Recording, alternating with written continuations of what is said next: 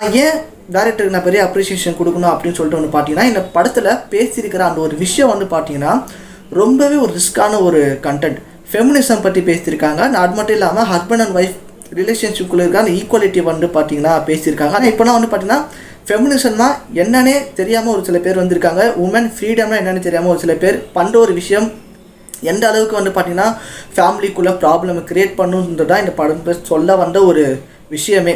அதுதான் வந்து பார்த்திங்கன்னா மாளவிகா அவங்களுடைய கேரக்டர் ரைட்டிங்காக அதான் இருக்கும். அவங்களுக்கு ஃபெமினிசம் பற்றி அதாவது என்ன அப்படின்றது தெரியாமல் அவங்களோட கேரக்டர் வந்து இருக்கும். அதாவது எனக்கு எல்லாமே தெரியும் அப்படின்ற ஒரு கேரக்டர், பட் அது வந்து தப்பாக தான் போய் முடியும். அதனால அவங்க ரெண்டு பேருக்குள்ளே வந்து பார்த்திங்கன்னா அந்த ஒரு சண்டைன்றது வரும்.